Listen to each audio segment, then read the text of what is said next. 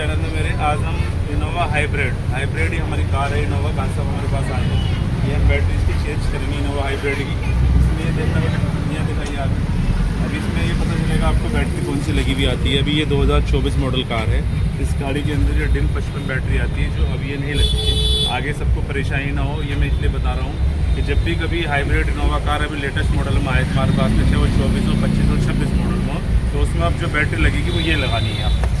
सब जो बैटरी लगानी है वो ये आनी है। ये एमरॉन में DIN 66 मॉडल है, जो अब गाड़ियों में ये बैटरी लगेगी। इनोवा हाइब्रिड के अंदर अब जो बैटरी लगेगी वो ये लगेगी DIN 66, तो इसको हम भी चेंज करेंगे।